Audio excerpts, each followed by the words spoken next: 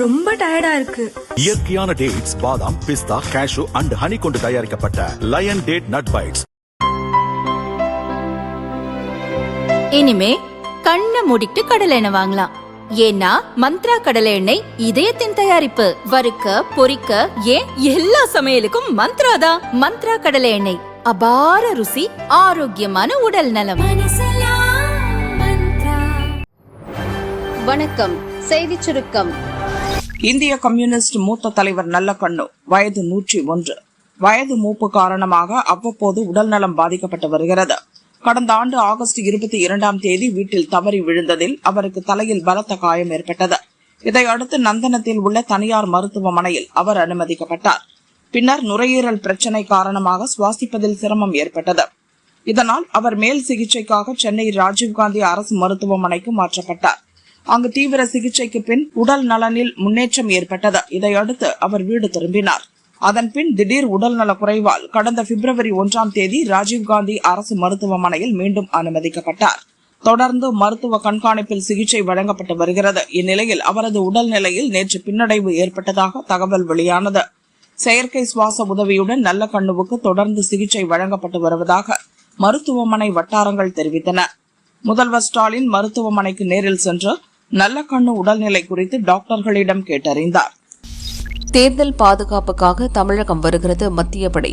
தமிழக சட்டசபை தேர்தல் தேதி விரைவில் அறிவிக்கப்பட உள்ளது. இதற்கான ஏற்பாடுகளை தேர்தல் கமிஷன் செய்து வருகிறது. இதன் ஒரு பகுதியாக துணை தேர்தல் கமிஷனர்கள் தமிழகம் வந்து தேர்தல் ஏற்பாடுகளை ஆய்வு செய்துவிட்டு டெல்லி திரும்பியுள்ளனர். இறுதி வாக்காளர் பட்டியலும் நேற்று வெளியிடப்பட்டுவிட்டது. இதனால் தேர்தல் தேதி எப்போது வேண்டுமானாலும் அறிவிக்கப்படலாம் என்பதால் கட்சிகள் தங்களது இறுதிக்கட்ட தேர்தல் பணிகளை முடுக்கிவிட்டுள்ளன. இந்நிலையில் தமிழக தேர்தல் பாதுகாப்பு பணிக்கு 50 CRPF படைகளை மத்திய உள்துறை அமைச்சகம் ஒதுக்கியுள்ளது. இந்த படைகள் மார்ச் 10ஆம் தேதி தமிழகம் வர உள்ளன. விரும்பினால் வெளியேறலாம். ராகுல் கடிதத்தை பார்த்ததும் டென்ஷனான ஸ்டாலின். திமுக கூட்டணி கட்சிகளுடன் தொகுதி பங்கீடு பேச்சுவார்த்தை நடைபெற்று வருகிறது. இதற்காக காங்கிரஸ் பொதுச் செயலர் வேணுகோபால், சத்தீஸ்கர் முன்னாள் துணை முதல்வர் தியோசிங் ஆகியோர் சென்னை வந்தனர். முதல்வர் ஸ்டாலினை சந்தித்த அவர்கள் ராகுல் கொடுத்தனுப்பிய கடிதத்தை அவரிடம் கொடுத்துள்ளனர். அந்த கடிதத்தில் ஆட்சியில் பங்கு, 32 தொகுதிகள், ராஜ்யசபா சீட் உள்ளிட்ட பல விஷயங்கள் இருந்துள்ளன. அதை படித்து பார்த்ததும் அதிர்ச்சியடைந்த ஸ்டாலின் உடனிருந்த கனிமொழி வாயிலாக நிறைய விஷயங்களை வேணுகோபாலிடம் கூறியிருக்கிறார். அது தொடர்பாக அறிவாலய வட்டாரங்கள் கூறும்போது காங்கிரஸ் மேலிட பொறுப்பாளர் கிரிஷ் சோடங்கர், தரப்பு பகுப்பாய்வு பிரிவு தலைவர் பிரவீன் சக்கரவர்த்தி, மாணிக்கம் தாக்கூர் MP ஆகியோர் தெரிவித்த பல்வேறு கருத்துகள் திமுகவுக்கு மட்டுமல்ல கூட்டணி தர்மத்துக்கே விரோதமானவை.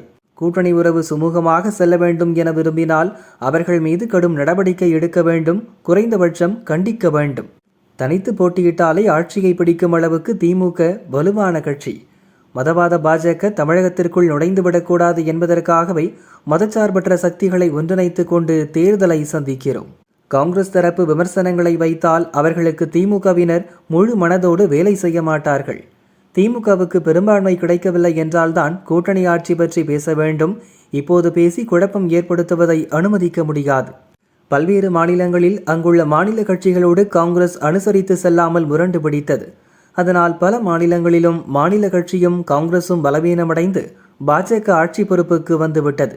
அதே நிலையை தமிழகத்திலும் ஏற்படுத்த காங்கிரஸ் விளைகிறதோ என்ற அச்சம் எங்களுக்கு ஏற்பட்டுள்ளது. அப்படி ஒரு நிலையை ஏற்படுத்த விடமாட்டோம்.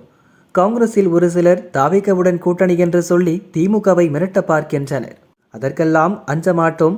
யார் விரும்பினாலும் யாரோடும் கூட்டணி அமைத்துக் கொள்ளலாம். அதை இன்றே செய்யலாம். தமிழகத்தில் காங்கிரசுக்கு குறிப்பிட்ட அளவில் ஓட்டுகள் இருந்தாலும் தேர்தல் வேலை பார்க்க கட்டமைப்பும் ஆட்களும் இல்லை. ஒவ்வொரு தேர்தல் வெற்றியும் திமுகவினர் இரத்தத்தால் விளைவது. அதை காங்கிரஸ் தலைமை முதலில் உணர வேண்டும். இம்முறை காங்கிரசுக்கு 22 சீட்கள் வரைதான் கொடுக்க முடியும்.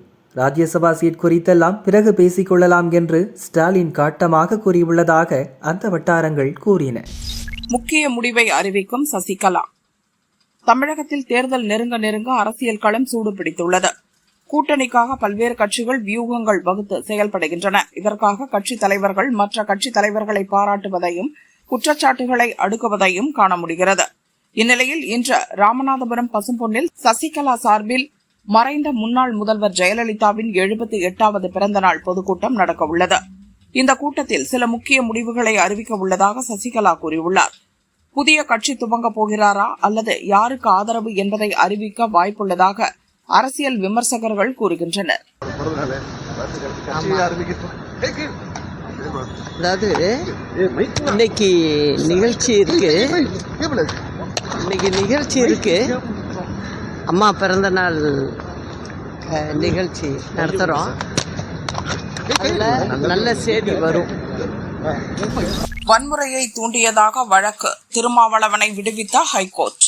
புதுச்சேரியில் கடந்த 2014 ஜனவரி 8 நடந்த பொதுக்கூட்டத்தில் இரு பிரிவினரிடையே வன்முறையை தூண்டும் வகையில் பேசியதாக திருமாவளவன் மீது உருளையன்பேட்டை போலீசார் வழக்கு பதிவு செய்தனர்.